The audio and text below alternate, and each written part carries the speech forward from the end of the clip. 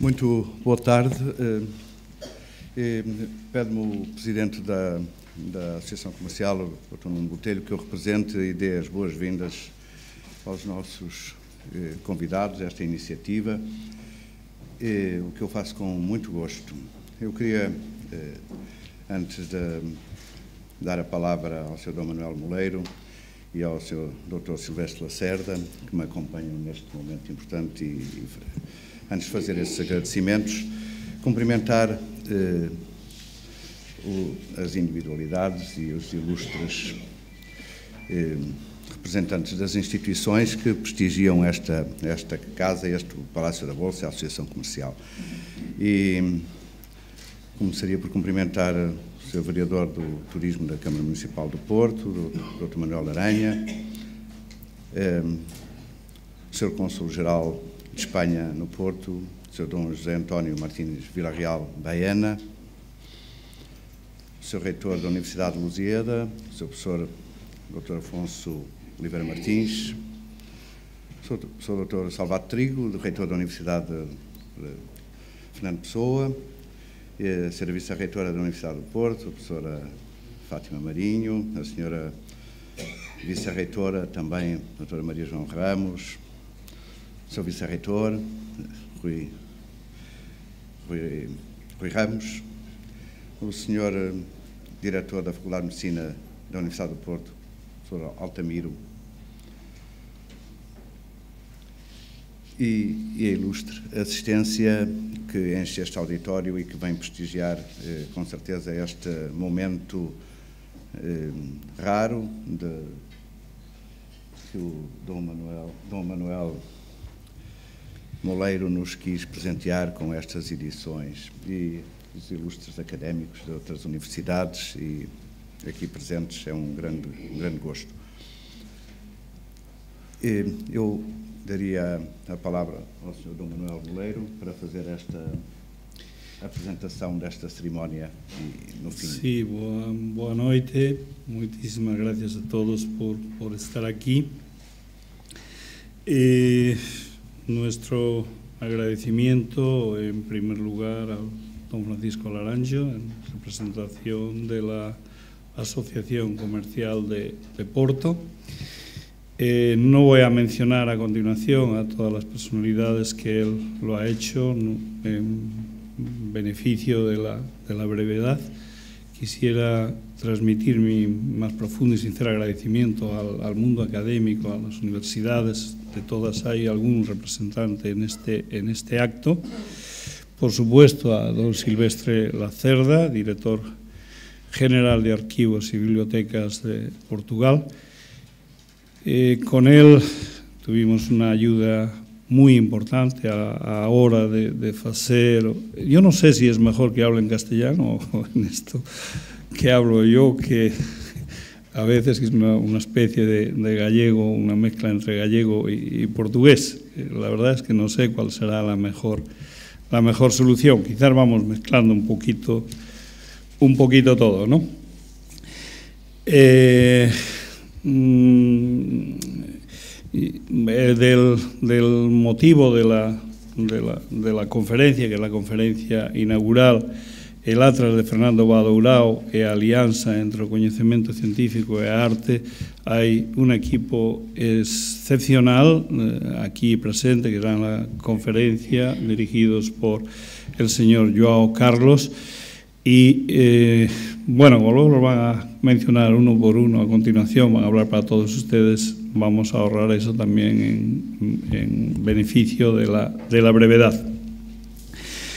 La exposición que inaugura esta conferencia é un viaje por 7 siglos da historia a través das joias principais da cartografía portuguesa, da época dos descubrimentos, é dos manuscritos iluminados máis relevantes do patrimonio histórico europeo, ¿no? Que actualmente a maioría destas obras encontranse deslocadas en sitios onde non foron concebidas nin foron creadas, ¿no?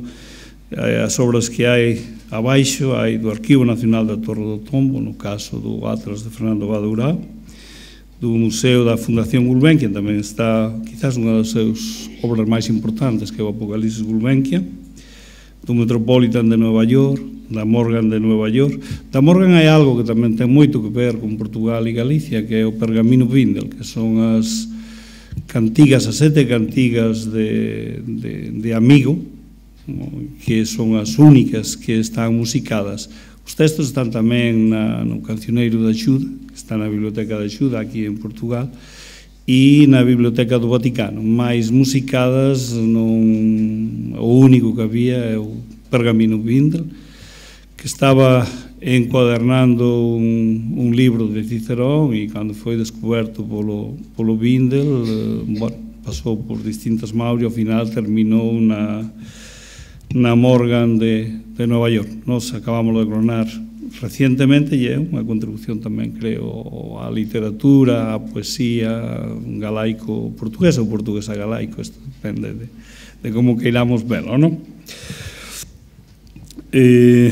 O visitante que vexa o que aí está exposto vense nun espacio moi breve, é un viaxe, xa digo, ás bibliotecas máis importantes do mundo, mencionamos algunhas, pero deixamos outras como a British, como a Biblioteca Nacional de Francia, como a Biblioteca Nacional de Rusia,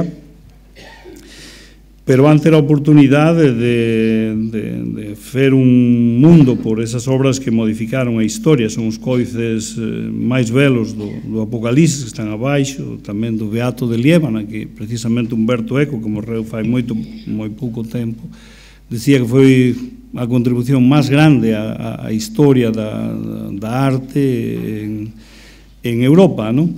Incluso Romero Prosi, un gran intelectual, que ademais de ser un gran intelectual foi obispo, dixo que os beatos eran máis importantes para Europa, ou polo menos tan importantes como as mismas catedrales, non? O cual, unha afirmación deste tipo feita por un obispo, creo que ten un valor adicional moito grande, non?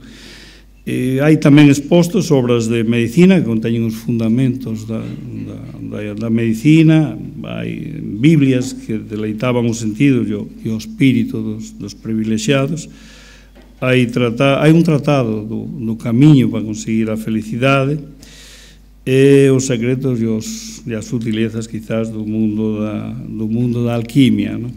En cuanto á nosa contribución, obras que están expostas aí relacionadas con Portugal son da cartografía do momento, creo, máis espectacular da cartografía, que era a época dos descubrimentos, non? Cando o mundo podía mudar dun día para outro, mudar as influencias, mudar os poderes. Aí estarán abaixo, está o Atlas Miller, que é do 1519, que agora adquirirá unha importancia tamén máis grande pola proximidade do Magallanes, e ese libro, en principio, ese Atlas, parece foi concebido ca finalidade de cambiar o Carlos V de opinión e de volver a Magallanes de España para Portugal. O Atlas Valar, que é un atlas que se fixe un Dieppe en Francia no 1547, pero, sin embargo, o curioso é que ten o 98% da súa toponimia en portugués. Eso está claro que ou ben serviu de base para a súa confección, un atlas portugués, ou foron cartógrafos portugueses, non? Está o Atlas de Diego Omen, que se encontra na Biblioteca Nacional de Rusia, de 1565, e o Atlas de Fernando Badourado, que se fixo no 1571, e felizmente, en contrario a todos os demais, que ningún deles está en Portugal. O que non ocorre solamente cos Atlas, non con moitas obras importantes. O Atlas de Fernando Badourado está en Portugal.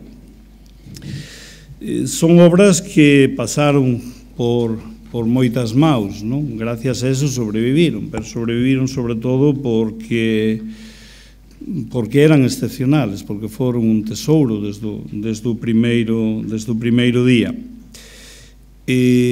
O noso traballo a hora de clonar unha obra destas é faer algo que sea indistinxível do original, non? É dicir, que postos un ao lado do outro nunha vitrina e vistos con unha luz a 5.000 grados Kelvin, que desde o punto de física podía ser quizás una luz perfecta, visualmente sería difícil de diferenciar uno de otro. Las páginas están elaboradas en un pergamino vegetal, que damos un tratamiento especial para que las reproducciones tengan el mismo color. Es la única forma de conseguirlo. De cualquier otra manera que se intente sobre un papel normal sería completamente imposible, porque no penetran las tintas, no penetran los colores en el papel, sino que oxidan en la parte, en la superficie, y eso hace que los colores sean los colores originales. Hay otra cosa muy importante que aportan, que es un estudio monográfico de cada una de esas obras. Son estudios además pluridisciplinares, son estudios que no encargamos nunca a una persona sola, siempre es un equipo. Tratamos que sea un equipo muy amplio para que haya distintos puntos de vista o distintas formas de verlo, ¿no? En el caso del Vado Urao, creo que son 12 los autores que han intervenido en ello. Es una preciosidad, y la elaboración de esto nunca sería posible si no se pudiera hacer con un pergamino, digamos, con una piel curtida de modo natural. Esto es muy brevemente lo que yo quería decirles, porque si no necesitaríamos todo el tiempo. Y don Silvestre Lacerda, que tanto nos ayudó a la realización del Fernando Vado Urao, tiene... Muito obrigado. Antes de mais, muito boa noite a todos. Em primeiro lugar, gostaria de cumprimentar os restantes membros da mesa, em particular o professor Dr. Francisco Laranjo e o Dom Manuel Moleiro. Eles já fizeram referência, portanto, e peço escusa de não fazer uma menção especial às individualidades presentes, mas gostaria só de fazer uma breve indicação do ponto de vista institucional. O Arquivo Nacional da Torre do Tombo, da qual eu neste momento sou responsável, desde o início que entendeu que esta era uma oportunidade de olhar para o Atlas do Fernão Vaz Dourado, que é uma das peças da Casa Forte do Arquivo Nacional, portanto é um dos tesouros nacionais, também como uma oportunidade de intervenção do ponto de vista daquilo que é a sua conservação e restauro, embora seja sobretudo conservação. Não houve uma intervenção, como eu vou ter a oportunidade de vos poder mostrar do trabalho que foi realizado, um trabalho de restauro, foi sobretudo um trabalho de conservação. Isto foi possível porque Dom Manuel Moleiro permitiu ou criou condições para que a obra fosse realizada por uma equipa interdisciplinar. E aqui o meu agradecimento muito particular ao coordenador da obra, ao professor Dr. João Carlos Garcia, que também desde o início mostrou entusiasmo pela realização e pela coordenação de toda uma vasta equipa que tem desde a fotografia até áreas muito distintas, como a física, a química, a história, a fotografia, portanto um conjunto de disciplinas e de ciências que estão aqui, a história da arte, que foram aqui congregadas para nós podermos ter uma obra que eu diria que é uma felicidade deste ponto de vista. É uma reprodução, nas palavras do Dom Manuel Moleiro, que é um clone ou um quase original. Nós poderíamos dizer também que do ponto de vista do estudo e da capacidade e das condições que foram criadas para o estudo, estamos em presença de uma obra monograficamente exemplar. O Arquivo Nacional da Torre do Tombo beneficiou e hoje temos condições magníficas da conservação desta obra que de outra forma também não seria possível. Daí que o meu agradecimento especial a esta atenção, não só pelo cuidado científico do ponto de vista da obra, na realização também da reprodução, mas também aquilo que permite ao património arquivístico nacional garantir a sua permanência e, ao mesmo tempo, também ter imagens digitais de grande qualidade. Foram realizadas pelo Luís Pavão. Estamos a falar de imagens, para terem uma ideia, com cerca de 600 mega cada uma. Normal, estamos a falar de 1 megabyte. Aqui estamos a falar de imagens de altíssima qualidade e só por isso também vale a pena que esta obra se tenha realizado. Hoje esta obra está disponível também na web em baixa resolução para poderem consultar, poderem aceder no âmbito daquilo que tem sido o trabalho de disponibilização da informação, que neste momento conta com cerca de 18 milhões e 500 mil imagens disponíveis para todos os cidadãos, portugueses, estrangeiros, que o Arquivo Nacional da Torre do Tombo está neste momento a disponibilizar gratuitamente. Dizer-vos que esta oportunidade foi agarrada de uma forma muito entusiástica pela equipe de Conservação e Restauro, também do Arquivo Nacional, mas de colaboração muito forte com todos os trabalhos que vocês tiveram a oportunidade de ver, de confronto entre o original e aquilo que estava a ser produzido.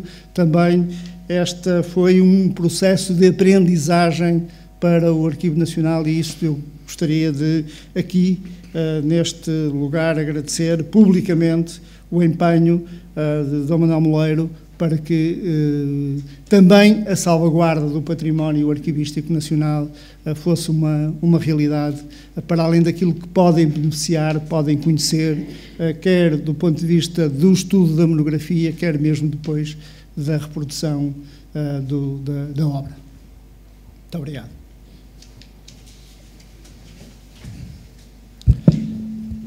Nós vamos nos sentar ali e agora, conforme entenderem pela ordem das intervenções, a senhora professora doutora Amélia Polónia, do Departamento de História e Estudos Políticos Internacionais da Universidade do Porto, o senhor professor doutor João Carlos Garcia e a senhora doutora Alexandra Covelo, também tenham a bondade, assim como a senhora professora doutora Maria João Melo,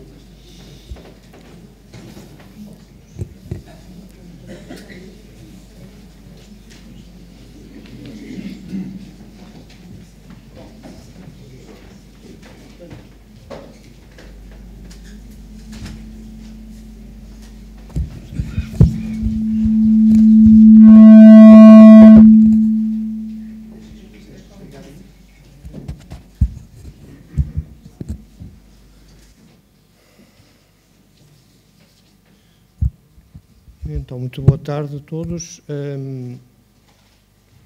O meu papel é aqui um bocadinho fazer de pivô, não é? Mas, antes de mais, queria agradecer, por um lado, ao Dr. Silvestre Lacerda este desafio de lermos o Atlas de Fernão Vaz Dourado, que já tinha tido algumas leituras, mas a nossa ideia era tentarmos novas leituras e, sobretudo, umas leituras que resultassem deste cruzamento de saberes, não é? Das nossas formações. Eu estou aqui no meu papel de geógrafo, mas a ideia foi justamente termos esta leitura da história propriamente dita, da história da arte e do lado das ciências não sociais e humanas, termos esses contributos imprescindíveis, em particular da química, não é? Como vamos ouvir a professora Maria João Melo. E também o contributo dos técnicos do Arquivo Nacional Torre do Tombo, porque esse é também um trabalho que normalmente é pouco glorioso, não é? Mas é preciso dar voz a todos e, por isso, dentro do nosso volume de estudos, estamos todos. não é? Isto é a nossa cadeia de leituras, e por isso os contributos foram em função da formação das pessoas e, sobretudo, do trabalho que têm feito nas suas carreiras académicas e de investigação a propósito destes temas. Claro que aqui os mapas são um bocadinho o parente pobre, não é? Mas estes do Vaz Dourado não são normalmente parentes pobres. Aliás, esta cartografia não é a nossa favorita do lado da investigação, não é? Nós gostaríamos de ter mais cartografia cinzenta, quer dizer, croquis, borrões, essas coisas de trabalho, não é? Mas, infelizmente, o que chegou até nós é muito a cartografia do luxo. Mas, enfim, não é só a cartografia, no universo da cartografia que isso acontece, mas isto um pouco para perceberem onde é que nós queríamos chegar com esta tentativa de ler a obra e o autor de algum modo de uma maneira diferente, como durante, eu diria, séculos se fez. E esta nova leitura da história da cartografia, não com aquele seu pendor e a sua carga nacionalista, não é? Que ela tem vivido ou tem servido durante todo este tempo esses interesses, acho que já é tempo de olharmos para ela de outra maneira e por isso este nosso ensaio, não é? Ou o conjunto de ensaios. Enfim, então, o produto está aqui no volume complementar do facsímil, e era isso um pouco então que entre nós, enfim, infelizmente não está a professora Maria Fernanda Alegria, eu farei um pouco o papel dela, já que é outra geógrafa, então aqui eu faço a defesa do lado da geografia, e era um pouco contar-vos este nosso trabalho. Então, primeiro a primeira palavra aqui para as tarefas mais técnicas, não é, que foram realizadas na Torre do Tombo. Muito obrigado. Em primeiro lugar, dizer-vos que este trabalho, a autoria do trabalho e a materialidade do trabalho é da responsabilidade e elas é que são as verdadeiras autoras deste trabalho, a doutora Ana Fialho, a doutora Sónia Domingos e a doutora Teresa Araújo.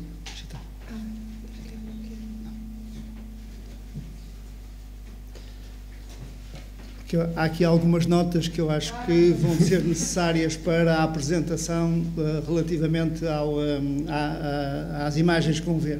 E, portanto, eu estou aqui como responsável pelo Arquivo Nacional. Elas não tiveram a oportunidade de se deslocar ao Porto para fazer esta apresentação. Portanto, eu muito rapidamente, só para vocês ficarem com uma ideia sobre o trabalho que foi realizado por estas técnicas.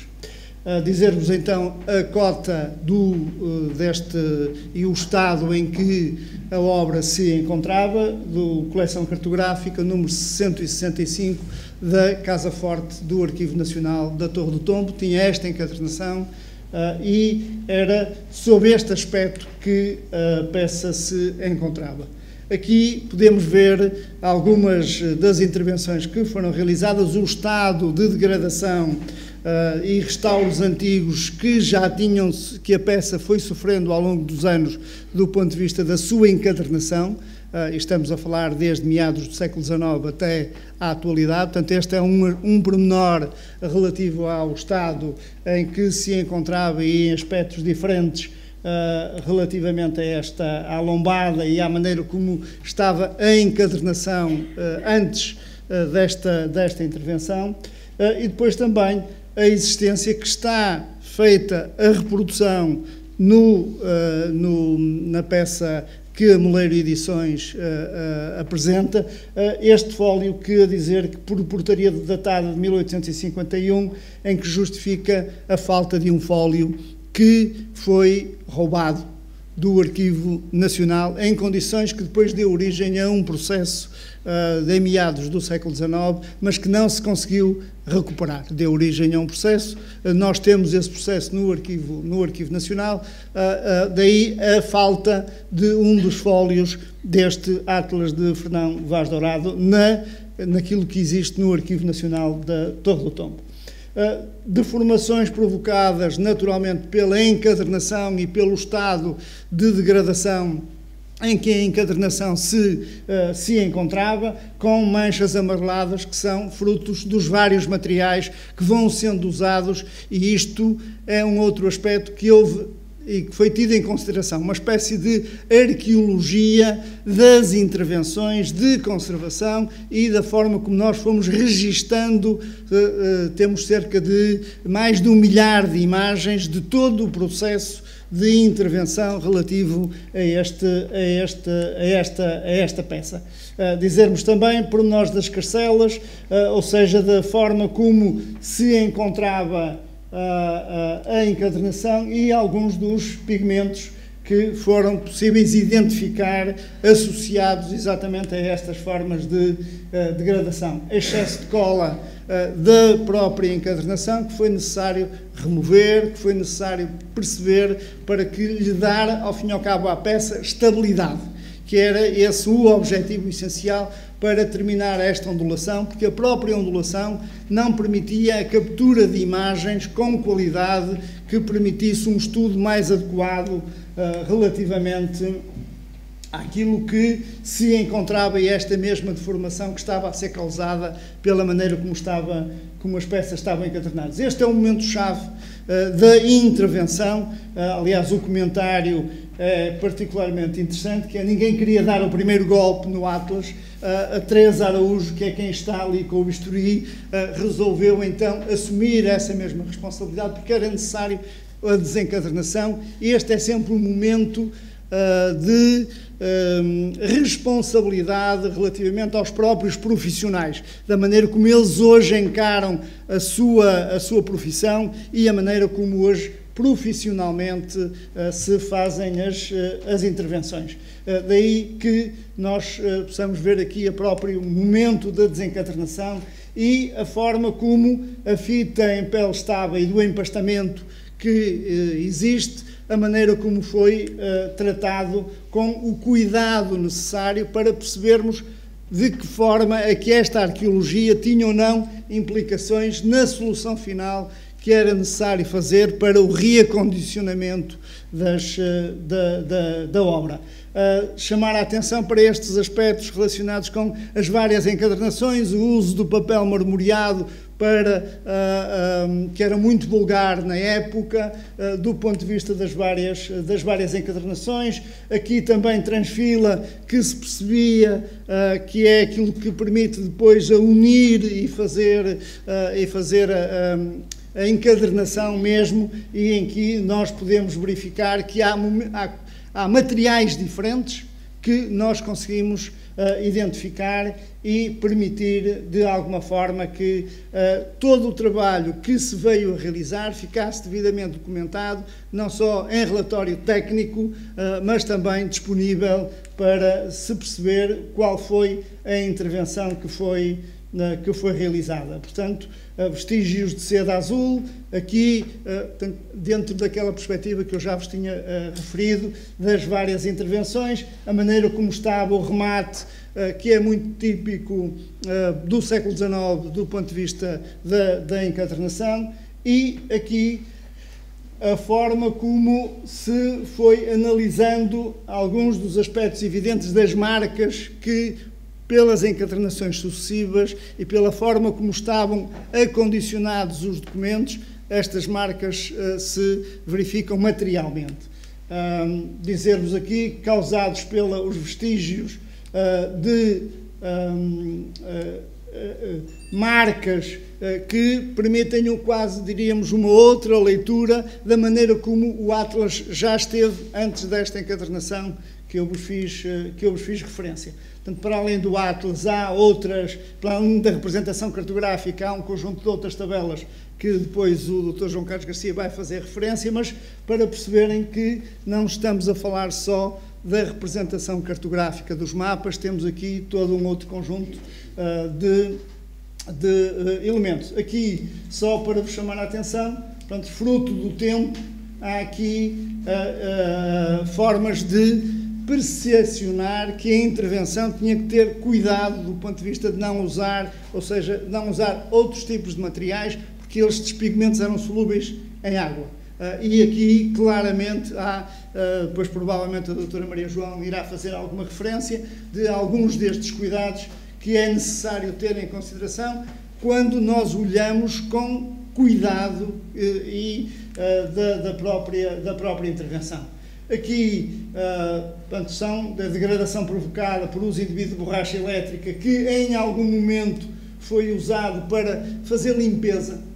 Portanto, isto, e não há muitos anos atrás, isto estamos a falar dos anos 80 do século XX, em que se pensa, tal como nas fita cola, que ia resolver os problemas dos rasgões. Aqui também se achava que a borracha elétrica era capaz de ser uma solução de limpeza. Isto são processos que é necessário, pelo menos, ter consciência e ir documentando para se perceber exatamente do que é que se estava a tratar. Alguns dos aspectos daquilo que depois nos pode parecer na reprodução que está menos conseguida, mas não, ela respeita exatamente o estado em que o original se encontra. Esta é uma outra forma, uma outra leitura que as edições Moleiro entenderam também por bem, isto é, nós não estamos a fazer restauro, ou não estamos a fazer um novo Atlas a propósito da própria edição. Não, há o respeito pelo estado mesmo percepcionado do ponto de vista da própria degradação. Portanto, estas são algumas de outras imagens que nos permitem ter essa mesma indicação e, portanto, de outros aspectos da intervenção que eu vou indo passando mais rapidamente para nós não perdermos demasiado tempo, o cuidado com que foi realizado e o estado final a que chegamos, ou seja, a planificação. E aqui houve uma decisão que foi uma decisão tomada em conjunto com o professor João Carlos Garcia e outros técnicos, que é se voltávamos a reencadernar ou não o Atlas do Fernão Vaz Dourado. A decisão foi não voltar a reencadernar. Hoje as folhas estão separadas, estão soltas, exatamente para garantir uma maior estabilidade, porque também se tinha percebido que inicialmente ele não seria para ser encadernado. E este é o resultado final do trabalho que foi realizado. Portanto, as folhas estão individualizadas em material desacidificado, permite um controle da umidade e da temperatura e, portanto, da própria casa forte, e aqui uma compensação necessária do ponto de vista dos materiais de acondicionamento. Portanto, são as formas. Hoje, o aspecto do Atlas de Fernão Vaz Dourado no Arquivo Nacional da Torre do Tombo é este que aqui vocês podem verificar, já com um acondicionamento completamente diferente. Provavelmente o professor João Carlos Garcia depois vai fazer referência, mas queria-vos só chamar a atenção para esta materialidade, que são estes pontinhos que aqui estão em branco, e que só uma fotografia de alta resolução nos permite identificar e verificar. Aqui, claramente, os aspectos associados à escala. Outros aspectos aqui também à forma como foi desenhado uma linha relativamente à maneira de organizar o próprio desenho e o próprio tratamento daquilo que era uma área que não se conhecia e, portanto, provavelmente uma linha reta resolvia o contorno de algumas destas ilhas.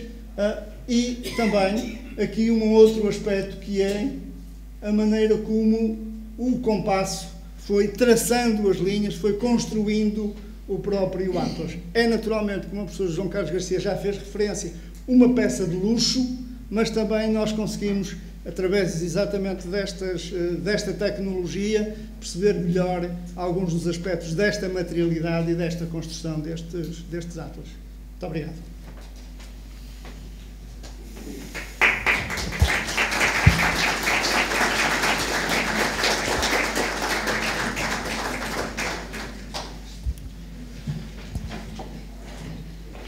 Bem, então se este é o suporte físico, não é, dos nossos mapas, nós vamos aqui fazer a sequência das apresentações, também como estão no volume, que foi a melhor sequência também que pensámos, e o primeiro desafio, que não é dos mais pequenos, acho que é um dos grandes desafios que tínhamos pela frente, era o problema do cartógrafo. E o cartógrafo, o dito Fernão Vaz Dourado, não é fácil saber quem era. Essa foi a pergunta que os jornalistas ontem faziam sem parar e nós não tínhamos muita resposta, não é? Pois nós gostávamos de saber quem era, ou pelo menos saber muito mais do que o que sabemos, e o que temos é sobretudo o produto do seu trabalho, através dos atlas, e pouco do cartógrafo. Não quer dizer que não haja quem tenha tentado. Ao longo do tempo, a historiografia nacional fez essas tentativas,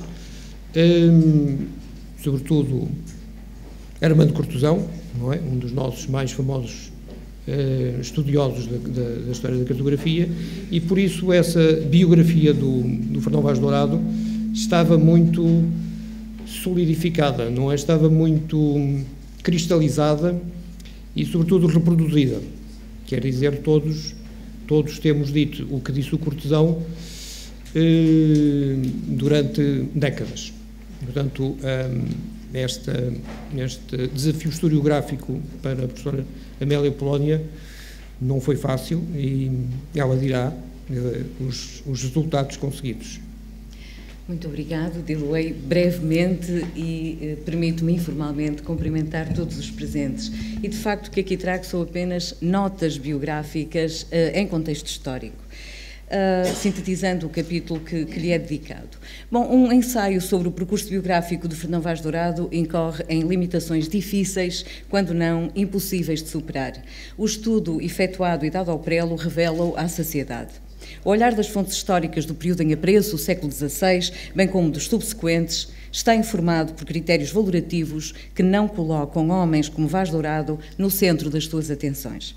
O registro dos cronistas privilegia os considerados grandes feitos e as grandes figuras, aquelas reconhecidas pela nobreza de sangue ou pelo desempenho de altos cargos, atributos que por norma se encontram nessa narrativa apologética associados.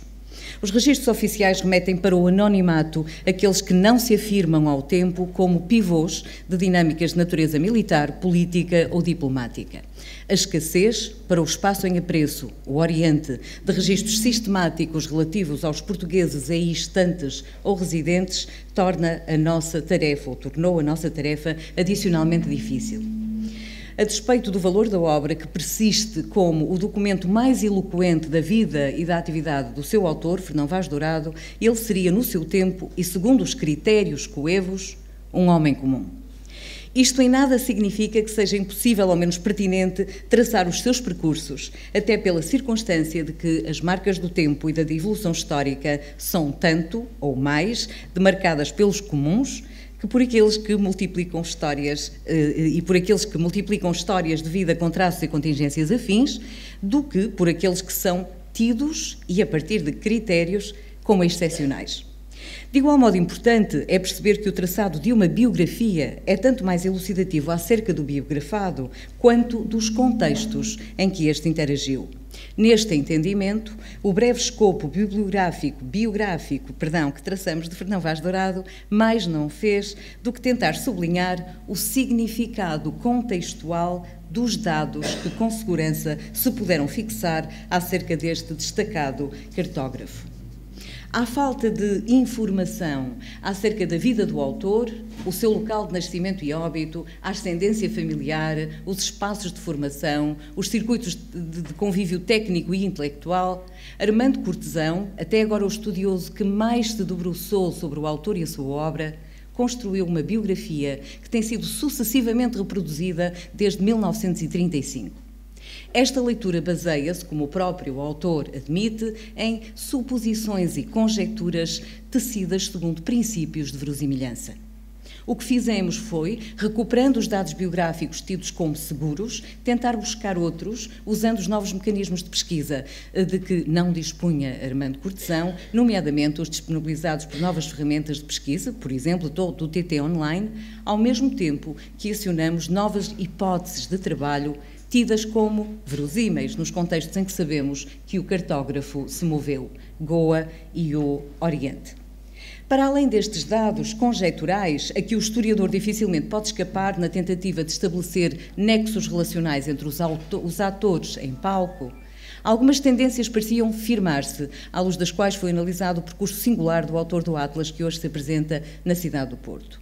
Em primeiro lugar, ambos os sobrenomes Dourado e Vaz são correntes e identificam famílias que se instalaram no Índico, nomeadamente em Goa, desde as primeiras décadas do século XVI, apresentando-se alguns deles como funcionários régios e servidores de médio escalão do Estado da Índia. Na verdade, a nenhum dos identificados podem ser diretamente atribuídos elevados cargos na hierarquia administrativa ou militar portuguesa no Oriente. Ligados às vertentes de navegação e conquista e à roteirística, estes Vaz e Dourados, no seu relativo anonimato, foram peças de um sistema em que a vertente náutica, militar e técnica se revelaram essenciais ao estabelecimento e afirmação do Estado da Índia. Em momentos posteriores, outros dourados são identificados como detentores de importantes cargos na administração do Oriente. Veja-se o caso de Domingos Dourado de Oliveira.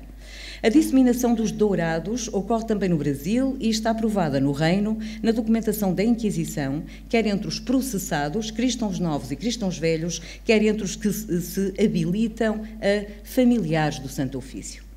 É ainda no espaço metropolitano de notar a existência de articulações genealógicas entre dourados, cujas ligações com Fernão Vaz não se encontram, todavia, provadas, e os maris, famílias de reconhecidos cartógrafos e cosmógrafos. Que o Fernão Vaz Dourado que estudamos fosse cristão velho ou cristão novo, foi outro dado que não se pôde cabalmente esclarecer, permanecendo a questão em debate. Se a atribuição dos estatutos de nobreza, bem como os títulos de escudeiro, de cavaleiro fidalgo ou de titular de hábitos de ordens militares tendiam a exigir o cumprimento do estipulado nos estatutos de limpeza de sangue, ela nunca inibiu, porém, a inclusão destes indivíduos entre os servidores da coroa, nomeadamente enquanto membros da administração ou da logística naval, militar, técnica ou financeira, nomeadamente do Estado da Índia. Não se pode, pois, pelo exposto, subscrever uma liminar exclusão de uma possível ascendência cristão nova para Fernão Vaz Dourado. Se a factologia não o comprova nem o desmente, as circunstâncias históricas sugerem a pertinência da discussão desta possibilidade. O apelido Dourado pode, pois, ser ou não de origem cristão nova. Ele era partilhado no Reino e no século XV por cavaleiros fidalgos e plebeus, cristãos e judeus, e desde então por cristãos velhos e cristãos novos. Conhece-se, além disso, a propensão de um grande número de agentes cristãos novos, descendentes de judeus, para a diáspora ultramarina, forçada até por circunstâncias históricas subejamente conhecidas, a que o reforço da atuação da Inquisição no Reino, nomeadamente desde 1557, não é estranho. A perseguição dos judeus na Península Ibérica e a intolerância em Portugal face aos recém-convertidos gerou correntes migratórias para o Estado da Índia, de que resulta e de que dá prova a criação, em 1560, do Tribunal de Santo Ofício em Goa. O percurso de Garcia da Horta e da sua família são exemplos dessa diáspora. Nesta leitura contextual, não é, pois, despicienda nem injustificada uma investigação destinada a indagar desta eventual genealogia cristã nova para Fernão Vaz Dourado. Quanto às circunstâncias de produção da sua obra, e porque se tem produzido mais sobre a cartografia do que sobre os cartógrafos, mais acerca dos resultados finais do que acerca dos processos de produção, pouco se sabe sobre os espaços e as vias de formação dos cartógrafos, nomeadamente em Portugal, modelo que tenderia a ser emulado no Oriente. A legislação reguladora dessa atividade é praticamente inexistente para o século XVI e muito tardia em relação aos primórdios e mesmo à época áurea da cartografia portuguesa, nomeadamente da cartografia náutica. O investigador vê-se assim perante um vasto terreno por e para explorar.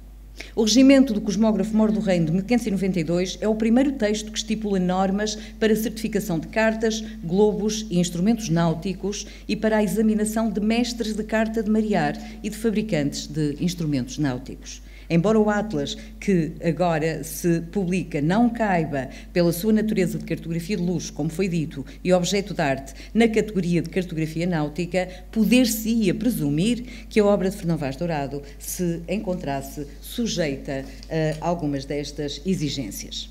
Em paralelo, e citando Jaime Cortesão, é de destacar neste Atlas a perfeição e o desenho artístico do Atlas, assim como o bom conhecimento da língua de que se verifica em quase todas as legendas. Isto levou, de facto, à possibilidade ou à hipótese de que Fernão Vaz Dourado teria frequentado a Universidade, nomeadamente de Lisboa. Hipótese também não provada e nem talvez pertinente se atendermos à formação que se sabe deste tipo de técnicos. Portanto, é mais uma possibilidade não provada. Pelo contrário, a sua formação em Goa é altamente provável. Goa era, de facto, considerada como a Roma do Oriente. A sua posição, a sua capitalidade como centro do Estado da Índia, como capital do Estado da Índia, conferiu-lhe a presença de uma dinâmica cultural e mesmo de formação que poderia perfeitamente justificar a formação do cartógrafo nesse mesmo contexto. Nesta Goa quinhentista é instituída, por exemplo, em 1541, pela Confraria da Santa Fé, um seminário para a formação do clero indígena, o qual passa em 1543 para os jesuítas. Em 1545, Dom João de Castro cria escolas paroquiais, em que se ensinava o português, a doutrina cristã e a música sacra. Em 1557 é fundado o Colégio de São Paulo, dirigido pelos jesuítas, e o Colégio de Santo Tomás de Aquino, tutelado pelos dominicanos, que passa a conferir graus universitários a partir de 1584. No pressuposto de que Fernão Vaz Dourado se tenha formado no Oriente, é neste tecido político e cultural que poderemos encontrar as bases e os espaços da sua formação e educação. O facto de Goa ser o local de realização do seu primeiro Atlas, em 1568, tem um valor real e simbólico, já que em 1556 a capital do Estado da Índia dispõe de uma casa impressora, onde, em 1563, Garcia da Horta edita os seus colóquios dos simples e drogas e coisas medicinais da Índia. Não admira, pois, que a cidade surja também como um espaço de difusão de cartografia, ela própria, produzida no Oriente. É reconhecida a presença da atividade de outros cartógrafos portugueses neste universo, pelo menos desde a década de 30, com maior incidência desde os anos 1600. Fernão Vaz Dourado poder-se ter cruzado com alguns desses outros cartógrafos. A Goa, em que Fernão Vaz Dourado circulou, apresenta-se, na verdade, como um importante centro cultural na segunda metade do século XVI. Tudo justifica e explica que Goa, pela sua centralidade, pelo acesso a materiais e a colaboradores qualificados, se tenha constituído como o centro operativo de uma possível oficina de Fernão Vaz Dourado, o que nos conduz à discussão das circunstâncias de produção da sua obra. O reconhecimento da sua homogeneidade, bem como da perícia do desenho e do gosto artístico da iluminura, não invalidam a possibilidade de o cartógrafo ser rodeado de outros especialistas e colaboradores. A hipótese de que só uma escola com experiência, com oficiais e artistas em atividade permanente, poderia responder a tais encomendas, afigura-se pertinente. Uma análise cartográfica dos vários exemplares dos Atlas, do ponto de vista do traço, da iconografia, da iluminura e da própria caligrafia, centrada na identificação de uma ou várias mãos na sua elaboração, embora sobreleve os objetivos da publicação que hoje vos é apresentada, poderia vir a fornecer pistas adicionais na análise desta matéria. A própria discussão iniciada por Armando Cortesão acerca de serem de feitura europeia, nomeadamente de Lisboa, os Atlas de 1575 e 1576, que também são atribuídos a Fernão Vaz Dourado, poderia colher adicionais contributos deste estudo comparativo, o qual se impõe através de uma equipa multidisciplinar. Em suma, e para finalizar, a biografia de Fernão Vaz Dourado ilustra, na verdade, por várias vias, perfis de atuação que se apresentam como reflexo de dinâmicas históricas conhecidas. Em primeiro lugar, o seu cursus vitae parece apontar para o facto de o Oriente, as Índias e Goa em particular, emergirem como terras de oportunidades, não só para mercadores de grosso trato, militares ou detentores de cargos administrativos, mas também para um universo vasto e polimorfo de oficiais, técnicos, artistas e produtores culturais que aí encontram espaços de atuação, de projeção e de reconhecimento. Em segundo lugar, Vaz Dourado dá testemunho da plurifuncionalidade que caracteriza estes agentes no tempo em que estudamos. Fronteiro nas partes da Índia e, por isso, militar ao serviço da coroa portuguesa, Dourado era também cartógrafo, porventura mestre da sua própria oficina de desenho e iluminura, contratador ou associado a outros oficiais, evidenciando como a iniciativa privada se conjuga, até por necessidade, com a prestação de serviços régios. Fernão Vaz Dourado ilustra ainda uma outra faceta da construção deste império português no Oriente, consubstanciado em Goa. Consolidada como capital comercial, política, administrativa e fiscal, a cidade construía-se também, em particular desde os anos 60 de 500, como capital simbólica do Império Português no Oriente, procurando solidificar o seu estatuto de sede do Estado da Índia, através de formas de representação de poder, de riqueza e de prestígio. A criação cultural e artística é parte integrante desta dinâmica. É, portanto, neste quadro em que o poder simbólico é tão importante quanto o poder político real que, e esta foi a hipótese que lancei e apresentei como trabalho que acompanha este atlas, que se deverá compreender, então, o perfil biográfico a despeito dos poucos dados seguros e objetivos que temos em relação a Fernão Vaz Dourado. Muito obrigada.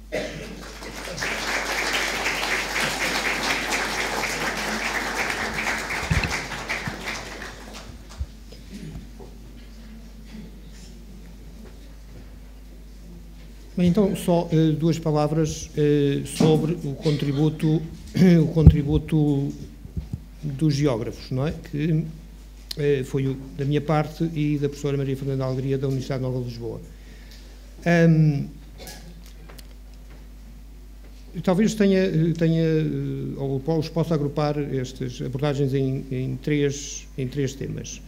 Da parte da professora Maria Fernanda Alegria, o que ela fez e que nos parece particularmente interessante foi não só estudar este atlas de 1571, que está na Torre do Tombo, com os outros atlas do mesmo autor, que, como já foi dito, a maioria não está em Portugal.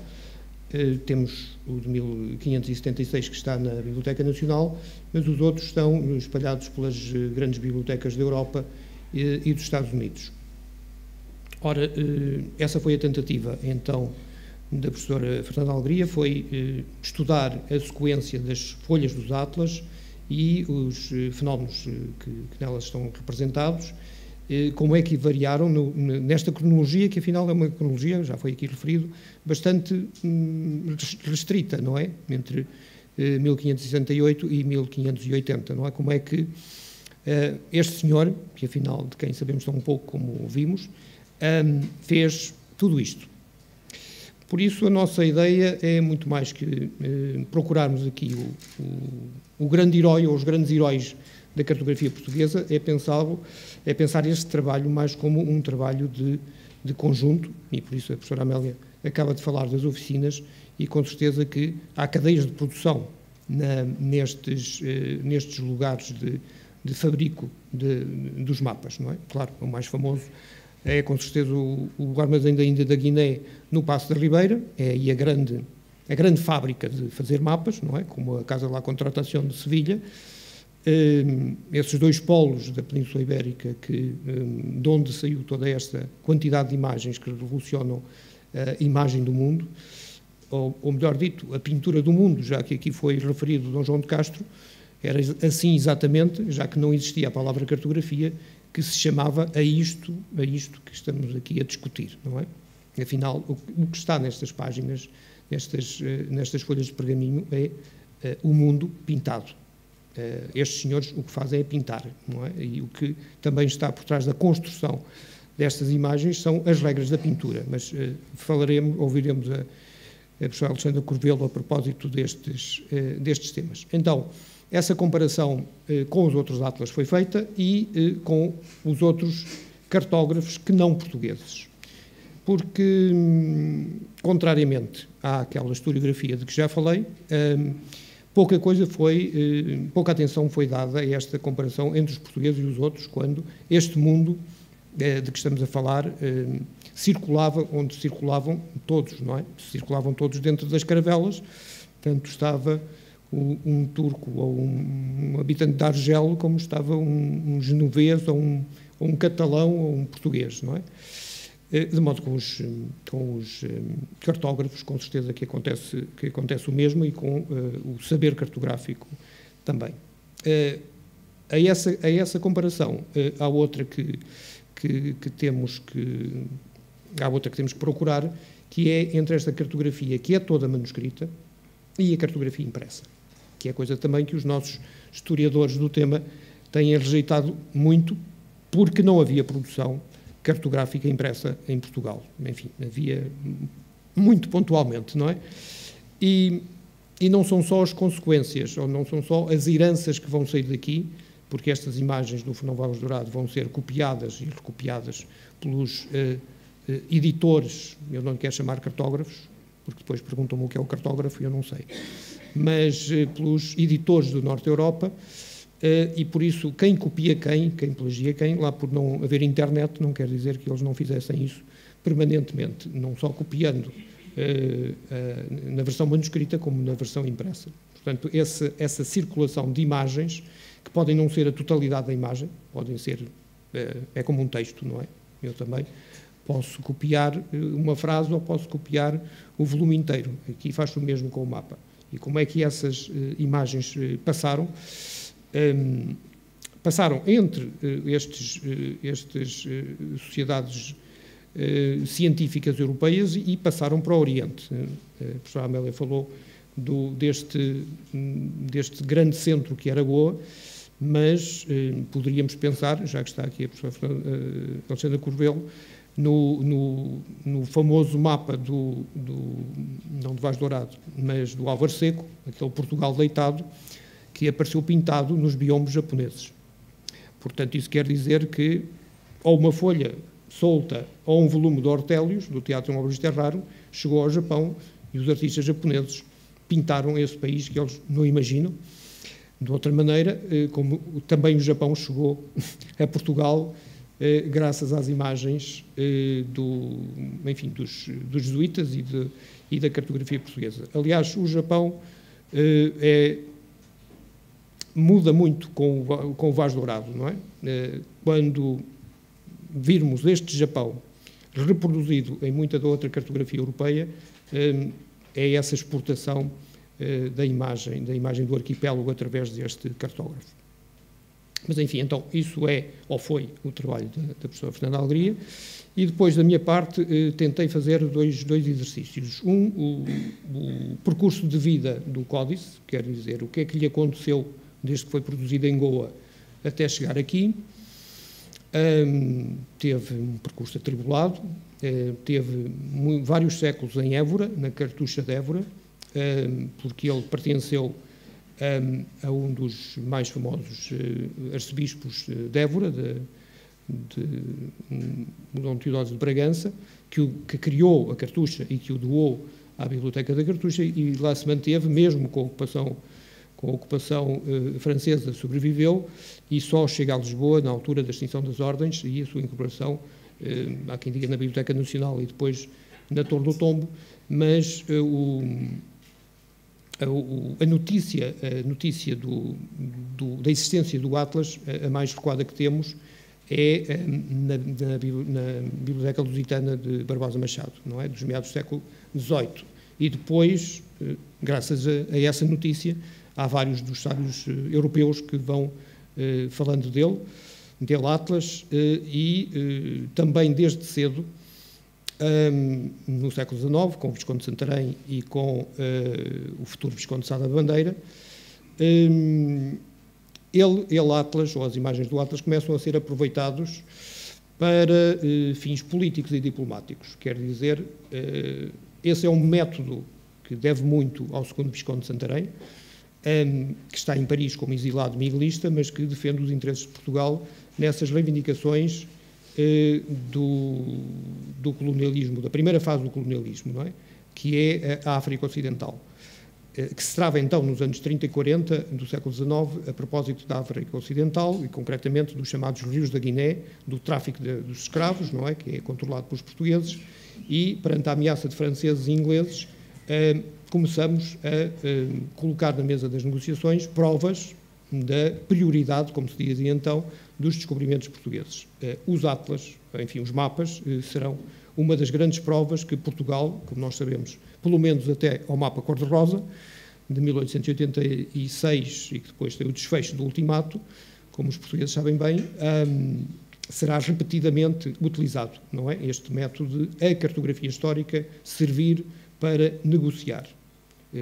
Do lado português isso há de continuar, e do lado brasileiro, isso também é muito interessante, os grandes diplomatas brasileiros vão utilizar o mesmo método e por isso também vêm copiar, ou melhor, pedindo autorização para fazer cópias da cartografia histórica portuguesa para defender as suas fronteiras ou para negociar as suas fronteiras na América do Sul. E talvez que o Brasil tenha das fronteiras mais estáveis, se nós pensarmos no conjunto da América do Sul, onde sempre há quesilhas entre os países, fronteiras mais estáveis graças a estes acordos que foram feitos muito com base, além da documentação portuguesa, na cartografia.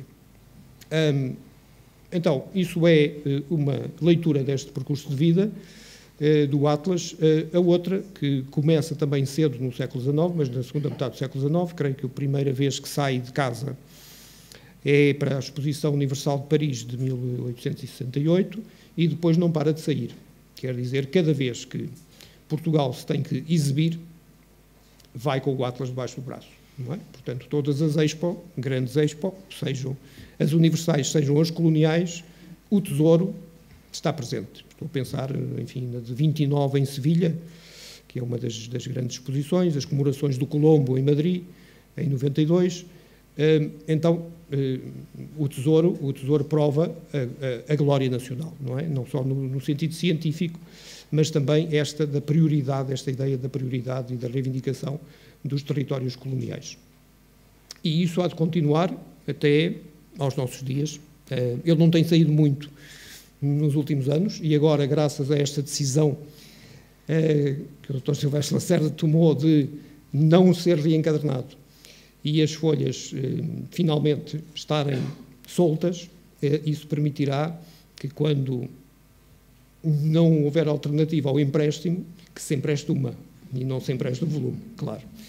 Assim, se acontecer alguma coisa, que seja a folha e que não seja o volume. Que afinal é isso que as grandes bibliotecas têm feito, não é? Está aí o Atlas Miller, suponho que a Biblioteca Nacional de França, quando empresta uma folha, não empresta o Atlas, com certeza. Então, é esse aspecto muito interessante do objeto em si, servir durante todas estas décadas como o verdadeiro tesouro da produção científica e da expansão e dos descobrimentos portugueses. Durante a vigência da Comissão Nacional para as Comemorações dos Descobrimentos Portugueses, entre 86 e 2001, ele esteve presente em várias das exposições e nos catálogos também aparece, normalmente na torre, como está em casa, também o podemos ver.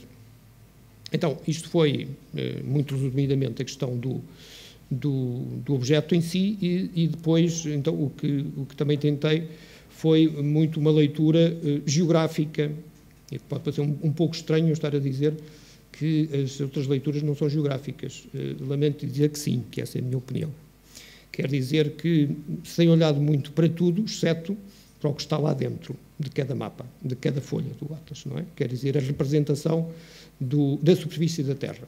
Portanto, esta ideia das janelas que são abertas para eu ver o planeta Terra, através do Atlas, não é aleatório, essa mesma própria sequência,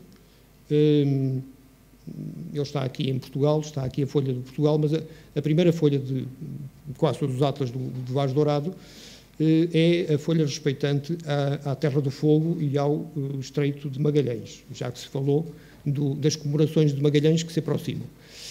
Isso é porque o que nós nos imaginamos é a fazer uma grande viagem oceânica que, partindo do sul da Patagónia, nos levasse ao longo das costas orientais do continente americano, desde a Terra do Fogo até ao extremo norte do Canadá. E essa folha, se tiver a oportunidade de ver, também é muito interessante, porque não podemos esquecer que os portugueses reivindicavam a parte mais oriental do Canadá. Porquê? Por causa do bacalhau, evidentemente, não é? E depois desce ao longo do Atlântico para sul, contorna a África, portanto, e atravessa o Índico, e atravessa também o Pacífico, e, portanto, à medida que eu for folheando o Atlas, é como se eu me imaginasse no barco e fosse percorrendo os oceanos. Portanto, são como fotografias ao longo das costas dos continentes, e o que o nosso editor fez com um muito bom resultado. Aliás, no vosso convite está essa obra, que foi juntar as folhas do Atlas e fazer um planisfério. Portanto, não há nenhum planisfério no Atlas, mas foi construído esse planisfério, para termos a imagem total afinal, um padrão real, não é? Afinal, se eu somar tudo, é o que nós imaginamos que existiria como imagem do mundo no Palácio da Ribeira, em Lisboa. Então, foi um pouco analisar essa estrutura, a estrutura geométrica que está por baixo dessa construção. As folhas têm quase todas uma escala média de 1 para 13 milhões, o que quer dizer que eu tenho 40 graus de latitude por 50 graus de longitude para cada imagem, e depois foi, em cada uma das imagens, tentar não só saber o que cada um destes autores disse, e aproveitou essa imagem, como perceber um pouco a sua construção. Mas, enfim, nós estamos agora muito adiantado, e alguns destes aspectos que eu acabo de falar vão ser debatidos pela professora Alexandra Corvelo, que é a nossa leitura da história da arte, e que vai falar de alguns aspectos desse conteúdo de cada uma das folhas. Sim, sim. Faz favor. Muito obrigado.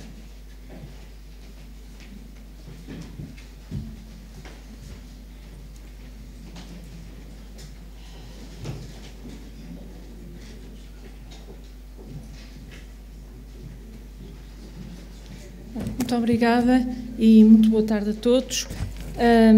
Tentarei ser breve, mas dizer o essencial do que escrevi neste livro de estudos que acompanha a edição facsimilada do Atlas de Fernão Vaz Dourado.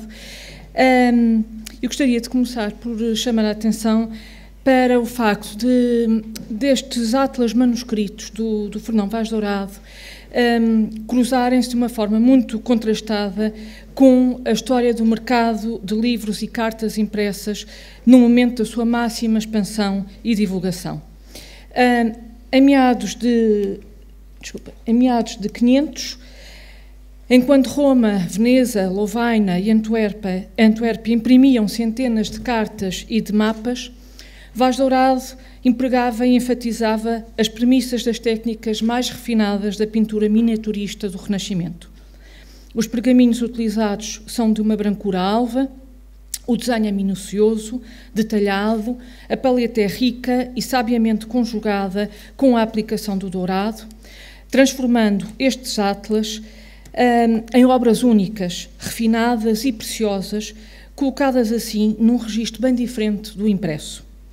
Do ponto de vista visual, a particularidade dos mapas e cartas no universo da imagem reside no facto de serem obras em que a escrita e a imagem se complementam e se projetam uma na outra, estabelecendo assim um dualismo entre um espaço textual e um espaço figural. São mapas projetados e desenhados sobre um pano de fundo de linhas, ou seja, os traçados utilizados pelo geógrafo para construir e projetar um mapa, em que as linhas de rumo e os paralelos se tornam nos princípios organizadores do espaço do mapa. Trata-se de uma quadrícula que na Idade Média foi designada por linhas imaginárias. É uma grelha geométrica que organiza o desenho e que visa delimitar a superfície sobre a qual se vão inscrever a escrita e o desenho. São uma pura abstração, sem qualquer correspondência no terreno, mas é esta grelha o ponto de partida de tudo quanto vai ser produzido.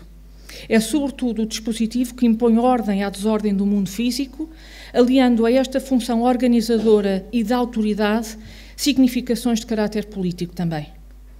Dentro do espaço textual, os mapas de Fernão Vaz Dourado conferem particular importância aos três principais elementos que o compõem.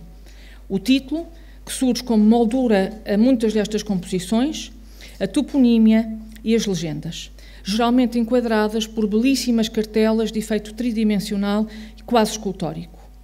Os títulos surgem tanto como a função de indicação ou designação, como também de comentário e inventário do conteúdo.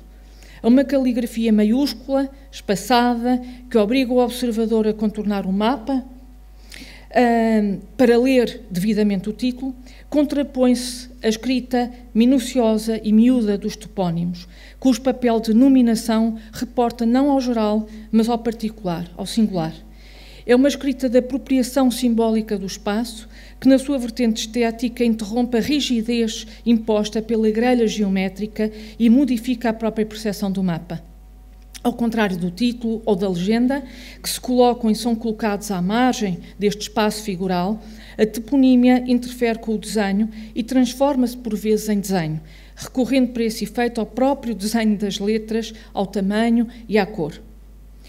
Na obra de Fernão Vaz Dourado, o desenho é, por isso, fundamentalmente um desenho escrito. Raramente encontramos a representação da figuração humana e ou zoomórfica, e as imagens incluídas, quando o são, reportam-se a duas ordens de discurso. Há a ideia de cidade ou de espaço edificado, como vemos aqui, e esta é uma das imagens de marca dos Atlas do Fernão Vaz Dourado, que é precisamente a introdução destas arquiteturas em forma de pagode, mas também é um outro elemento fundamental, que é a heráldica. Os três elementos da emblemática régia portuguesa, o escudo, a cruz de Cristo e a esfera armilar, contribuem para a encenação de um espetáculo que toma como palco um espaço imenso, constituído por continentes, oceanos e ilhas, e cuja eficácia é conseguida quer pela contraposição das armas do reino ao crescente islâmico, quer pela sua repetição até à exaustão, ou no extremo oposto, mediante o seu isolamento e maior projeção. Neste Atlas do Vaz Dourado podemos observar estas três ordens de discurso visual. Na medida em que se trata de uma cartografia de luxo ou de aparato, é na pintura e na iluminura que podemos encontrar os referentes processuais e estilísticos mais próximos, devendo-se colocar a questão da forma como se elaboravam obras deste teor e natureza, que já foi, aliás, referido aqui hoje. A vastíssima produção atribuída a Vaz Dourado e os anos em que se inscreve permitem inferir que estamos perante uma produção coletiva que se devia inscrever num modo de produção com diferentes especialidades envolvidas. Ao lado do cartógrafo, a quem se devia o traçado geográfico, a grelha ou estrutura geométrica do mapa-mundo ou dos mapas de grandes regiões, haveria provavelmente iluminadores, autores dos desenhos e das figuras que ornamentam os mapas. A obra seria, assim, o resultado de uma equipa e não de uma única figura. Acresce ainda o facto dos ateliês dos cartógrafos poderem não ser, na sua larga maioria, os lugares especializados, prestando-se antes a muitas formas de artes gráficas, incluindo a cartografia, mas não se limitando a ela. A pintura, a gravura e a cartografia coexistiam lado a lado, sendo conhecida a colaboração entre pintores, iluminadores e cartógrafos. E é precisamente aqui que reside uma das características mais notáveis da obra de Fernão Vaz Dourado. Se os atlas podem ser entendidos como obras seriais, ainda que quase sempre com sentido de objeto único, o corpus que se inscreve na sua esfera de produção apresenta inegavelmente características únicas. Ao observarmos o Atlas de 1571, e observando os seus mapas, e comparando-os com os restantes exemplares, estamos claramente perante a criação de um estilo ou de uma estética que se torna reconhecível, que se transforma numa assinatura ou marca de autor ou de oficina, facto indissociável do mecanismo de encomenda que, por sua vez, o juraria. Contudo, não era apenas a estética encontrada nestas obras que as tornava num objeto procurado. Vaz Dourado e a equipa que teria a trabalhar certamente consigo produziam obras simultaneamente refinadas e belas, mas também cientificamente atualizadas e enquadradas num protótipo gráfico exclusivo. As cartas, mapas de Fernão Vaz Dourado são objetos simultaneamente de caráter prático, portadoras de um discurso geográfico e político, e peças de luxo, em que a parte estética é suporte e instrumento desse mesmo discurso, servindo eficazmente para traduzir as implicações geopolíticas da expansão europeia e, mais concretamente, dos impérios ibéricos. Muito obrigada.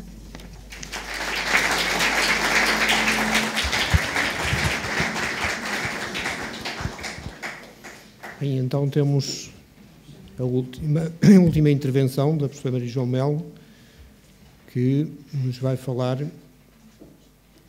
das análises técnico-químicas sobre as cores e as tintas, não é? Sim, eu tinha preparado algo assim, tipo, mais para 5 minutos, mas se conseguir fazer menos, acho que todos vão agradecer. Então, eu trouxe esta imagem, que é uma imagem que nós observamos ao microscópio. Portanto, o nosso desafio era o que é que as cores nos podiam dizer mais sobre esta obra. E esta foi uma das imagens que eu mais adorei. É uma imagem que mostra, de facto, a pureza cromática, que nós imaginamos como um lago, em que, de facto, o azul tem os reflexos da água, a água reflete, de facto, o azul e a luz. E esta estética da luz é uma estética muito importante e, portanto, no meu primeiro referencial é onde está o meu coração, é na iluminadora do século XI, XII. Nós em Portugal só temos 12, portanto eu trago-vos aqui a magnífica paleta do Mosteiro do Lourvão, em que nós vemos que havia o cuidado de ir buscar as cores a todos os sítios dos mundos. Estas cores que nós aqui vemos, utilizadas num ambiente monástico, digamos, reformista, e eu posso utilizar a palavra austero, mas vai ver se eu consigo, é que este aqui é muito... não usa o ouro, mas usa cores tão preciosas como o lápis lazuli, como o indigo, como a goma laca, que são cores que vêm dos 4 cantos do mundo. Eu vou buscar o azul ao Afeganistão, eu vou buscar os vermelhos à Índia, eu vou buscar onde existem cores belas e duradouras. Esta paleta nós não vamos encontrar tal e qual... desculpem, no Atlas do Fernão Vaz Dourado. Há cores que vão mudar, como a Alexandra diz, ele é atualizado, não só na estética, mas de facto também nos pigmentos. Nós vamos ter, não um amarelo tóxico como eu tinha no Lourvão, mas o amarelo de estanho e chumbo. E nos corantes não vou ter o precioso goma laca, que vai continuar a ser utilizado em digamos, objetos de luxo, como os tapetes persas, mas vou ter esta cor rosa, que para nós foi um desafio. São sempre as cores rosa, são tão engraçados, são os corantes que são as cores da moda. Portanto, e as cores da moda têm que mudar. Portanto, eu mantenho o que era, digamos, objetos como o lápis lazuli, obviamente vou ter muito ouro, vou continuar a ter o verde malaquite, portanto, pigmentos inorgânicos, o vermelhão, pigmentos inorgânicos que nós sabemos que têm as cores mais belas e muito duradouras. Mas aqui o fascínio pelo efêmero, são estes corantes muito bonitos, mantém-se. Claro que vou ter uma cor que para mim é muito, muito interessante, que nós vamos ter como característica do românico português, portanto do século XII português, que é o verde garrafa e que tem problemas de conservação. Vocês vão ver que nas belíssimas reproduções que o nosso editor tem, este vermelho parece quase que não existe, porque de facto já lá não está, e quando a gente agora o reproduz, também o reproduz degradado. Então o que é este rosa belíssimo? Este rosa, nós temos evidência, mas eu não punha as minhas mãos no fogo, para que é um rosa que se chama rosa pau-brasil, mas nesta altura poderia, e não deveria vir do Brasil, mas provavelmente do Ceilão, ou seja, ali também.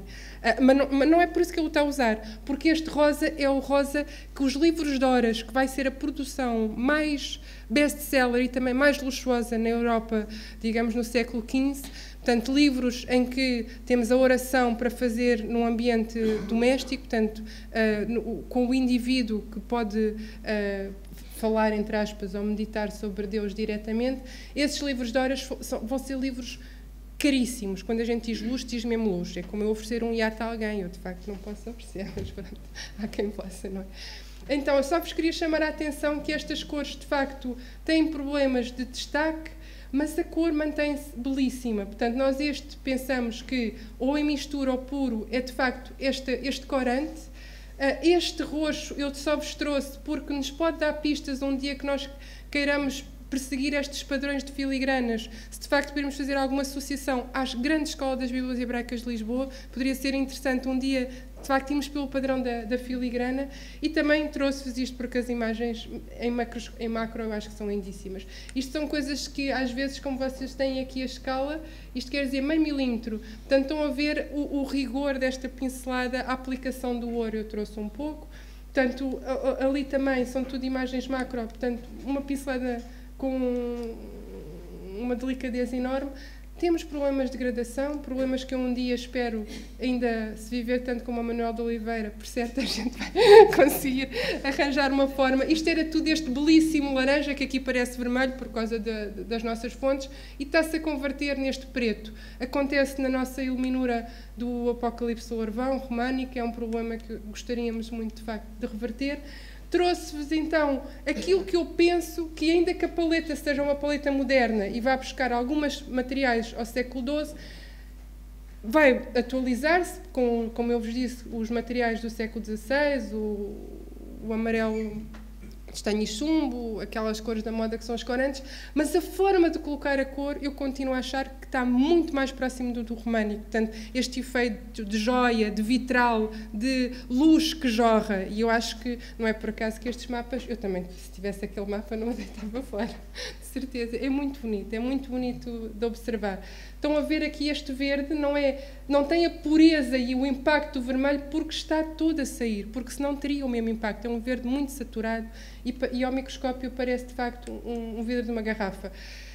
Em termos de luxo, com o ouro e com a tal paleta atualizada, eu diria que de facto estamos na fileira dos livros de horas, mas na construção da cor, não. Estão a ver? A construção da cor dos livros de horas é como, cada uma destas pequenas iluminadoras é como uma pintura. Há camadas e camadas para dar os modelados, enquanto ali no nosso românico de facto é o efeito da explosão da cor.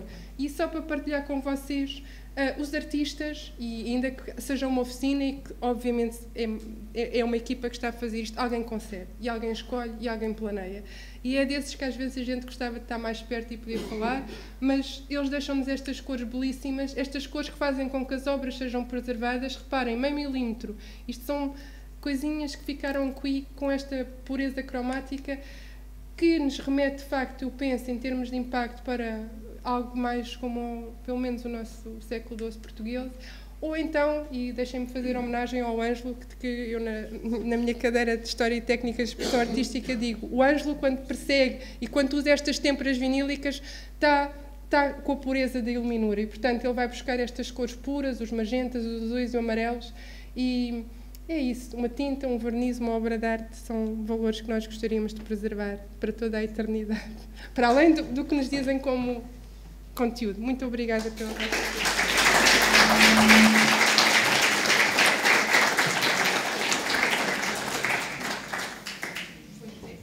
O Ângelo devia ter dito, o Ângelo é um grande artista aqui do Porto.